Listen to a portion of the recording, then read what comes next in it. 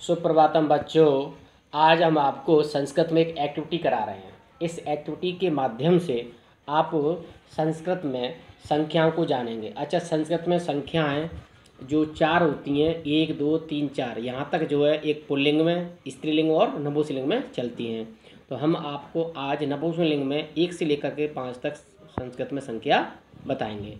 इसमें कुछ चीज़ों की आवश्यकता होती है, जैसे कि कुछ पत्ते हैं, एक गम है, ध्यान दे रहे हैं आप, एक गम है, कुछ पत्ते हैं, एक पेन की आवश्यकता होती है, कॉपी की आवश्यकता होती है।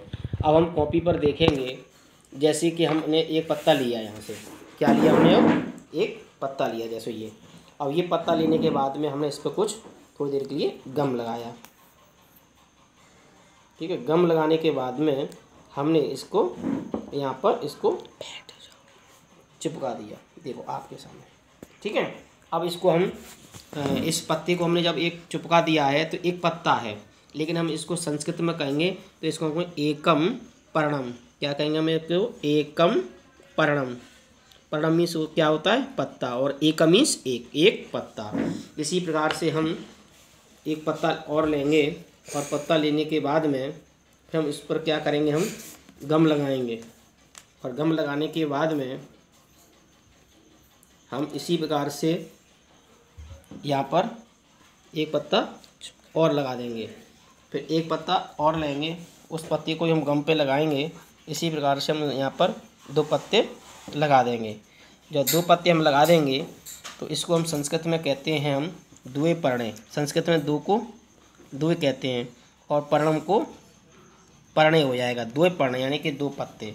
इसी प्रकार से हम और पत्ते लेंगे और इसको एक एक करके हम गम लगाएंगे, और गम लगाने के बाद में जिसमें गम लगा लिया, इसको फिर हम यहाँ पर इसको लगाएंगे। अब यहाँ पर हमको कितने पत्ते लगाने हैं, 3 पत्ते लगाने हैं। इस 3 पत्ते लगाने के बाद में हम इसको 3 पत्ते संस्कृत में क्या कहते हैं हम इसको लिख पाएंगे। जैसे हमने यहाँ पर देखो ये 2 लगा दिए, और इसी प्रकार से हमने ये तीसरा भी यहाँ पर गम लगा करके यहाँ पर लगाया है। अब ये कितने पत्ते हो गए, 3 को हम संस्कृत में क्या कहते हैं, हम संस्कृत में हम कहते हैं त्रीणी। 3 को क्या कहते हैं हम, त्रीणी, और पत्ते को कहते हैं हम पर्णानी, यानी कि त्रीणी पर्णानी, 3 पत्ते।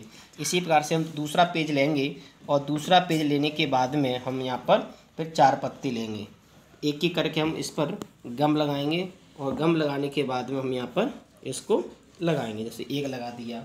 इसी प्रकार से हम जो है यहाँ पर दूसरा पत्ता लिया और दूसरे पत्ते पर गम लगाया, और गम लगाने के बाद हमने इसको यहाँ पर ये चिपका दिया। इसी प्रकार से हमको कितने चिपकाने हैं, 4 पत्ते चिपकाने हैं। 4 पत्ते चिपकाने, 2 पत्ते चिपक गए, और एक और हमने पत्ता लिया, इस पर गम लगाया, और गम लगाने के बाद में हमने इसको यहाँ पर लगा दिया। भाई 3 हो गए, हमको एक और लगाना है, इस पर भी हमने क्या किया, थोड़ी गम लगाया, और गम लगाने के बाद में हमने यहाँ पर ये 4 पत्ते लगा दिए। अब 4 पत्तों को हम संस्कृत में क्या कहें, 4 को संस्कृत में कहते हैं नपुंसकलिंग में चत्वारि, और पत्तों कहते हैं पर्णानि। ये हो गए पर्णानि, चत्वारि पर्णानि यानी 4 पत्ते। इसी प्रकार से हम अगला लेंगे, 5 पत्ते और लेंगे, और एक एक करके हम इनको लगाएंगे। जैसे हमने एक पत्ता लिया और इसको हमने यहाँ पर लगाया। इसी प्रकार से हम एक पत्ता और लेंगे, और इसको यहाँ पर गम लगा करके फिर यहाँ लगा देंगे। यहाँ लगाने के बाद में हम इसको 2 हो गए। इसी प्रकार से हमको कितने पत्ते लगाने हैं, हम 3 पत्ते लगाने हैं, और लगाने हैं, जैसे 3 हो गए। फिर हम एक और पत्ता लिया और इस पर गम लगाया, गम लगाने के बाद में मैंने एक और पत्ता यहाँ पर लगा दिया, 4 हो गए।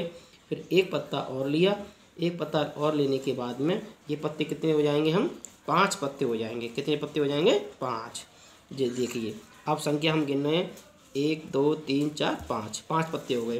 तो संस्कृत में उसको क्या लिखेंगे, हम 5 को पंच, और पत्तों को लिखेंगे पर्णानि, यानी 5 पत्ते। ये ध्यान देने की बात है संस्कृत में कि जैसे कि हमने एक संख्या आई तो इसको हमने क्या क्या लिखा था, एकम पर्णम। 2 पत्ते आए थे, द्वे पर्णे। नपुंसकलिंग में ये एक को एकम कहते हैं, और 2 को द्वे कहते हैं नपुंसकलिंग में, और त्रीणी यानी 3 पर्णानि, 3 पत्ते नपुंसकलिंग में। इसी प्रकार से 4 पत्ते हैं तो चत्वारि पर्णानि।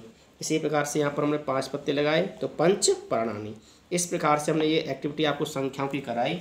इसको ध्यानपूर्वक आप जो है इस कॉपी पर करेंगे एक्टिविटी को। ये पत्ते लेके चिपकाएंगे, संख्या लिखेंगे और अपने घर पे इसकी वीडियो बना करके हमारे ग्रुप पर डालेंगे। धन्यवाद।